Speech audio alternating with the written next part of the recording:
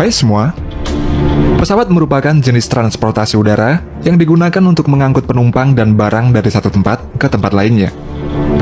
Pesawat terbang memang tidak diciptakan untuk terbang permanen di angkasa, dan ada masanya ketika pesawat ini harus dipensiunkan, tidak diperbolehkan terbang lagi. Pesawat yang pensiun biasanya akan dibawa ke kuburan pesawat untuk dibiarkan terbengkalai atau untuk proses penghancuran. Rata-rata umumnya pesawat dapat terbang hingga 25-30 tahun. Namun yang menjadi tolak ukur utama bukanlah umur pesawat, namun salah satunya yaitu pressurization cycle. Pressurization cycle yaitu berapa kali pesawat telah mengalami tekanan udara di angkasa dan dihitung berdasarkan jumlah take-off dan landing. Setiap kali pesawat lepas landas, kabin perlu diberi tekanan untuk memastikan penumpang dan awak pesawat dapat terus bernafas di ketinggian. Proses tekanan ini menghasilkan tekanan yang cukup besar pada rangka logam dan sayap pesawat. Hal tersebut dapat menyebabkan fatigue atau kelelahan pada logam yang terdapat pada badan dan sayap pesawat. Badan dan sayap merupakan bagian yang paling rentan dalam pesawat, sehingga jika kedua bagian tersebut terlalu lama kena fatigue, maka dapat menyebabkan keretakan pada bagian tersebut.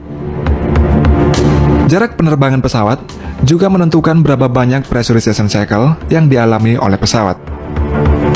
Untuk pesawat dengan penerbangan jarak jauh, akan memiliki cycle take-off dan landing yang lebih sedikit, di mana satu kali take-off landing dihitung satu cycle. Sedangkan untuk pesawat penerbangan jarak dekat, akan memiliki lebih banyak cycle take-off dan landing.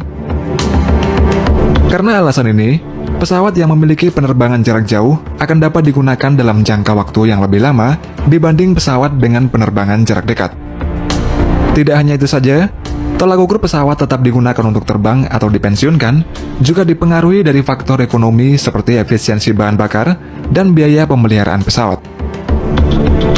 Jika biaya pengeluaran dari pesawat tersebut lebih besar, maka pesawat tersebut akan dipensiunkan dan diganti dengan pesawat baru yang lebih efisien. Pesawat yang pensiun tersebut kemudian akan dikirim ke kuburan pesawat, dan di Amerika Serikat ada beberapa tempat kuburan pesawat yang terbesar. Salah satunya yaitu 309 Amark yang berlokasi di gurun pasir terbuka di Tucson, Arizona, Amerika Serikat. Tempat ini dipilih sebagai kuburan pesawat karena memiliki area yang luas, sedikit hujan, tidak lembab, serta tingkat keasaman yang rendah pada tanahnya sehingga dapat mencegah terjadinya korosi pada pesawat. Pada kuburan pesawat Amark ini, terdapat sekitar 3.100 pesawat yang terdiri dari 80 jenis pesawat, dan kebanyakan pesawat tersebut merupakan pesawat militer.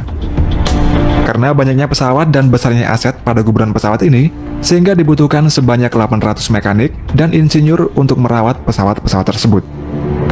Meski sudah dipensiunkan, bagian-bagian komponen pada pesawat-pesawat tersebut masih bisa digunakan lagi untuk suku cadang. Selain hanya diambil komponennya saja, pesawat-pesawat militer ini juga kadang akan diregenerasi agar dapat beroperasi kembali. Namun untuk beberapa pesawat yang sudah tidak bisa diperbaiki lagi, maka akan diberi tanda, dan pesawat tersebut akan dihancurkan. Tujuan dihancurkannya pesawat militer ini bertujuan agar teknologinya ini tidak disalahgunakan, serta untuk pengurangan biaya pajak. Sedangkan untuk kuburan pesawat sipil, ditempatkan di Mojave Air and Spaceport yang terletak di Mojave, California, Amerika Serikat, di mana jumlahnya ini ada sekitar 1.000 pesawat. Untuk pemeliharaan pesawat-pesawat ini setiap bulannya menghabiskan biaya antara 2.000 hingga 5.000 US dollar atau setara 29 juta hingga 72 juta rupiah. Untuk pesawat yang komponennya masih berharga dan laku dijual, maka akan dilepas kepada penawar yang tertinggi.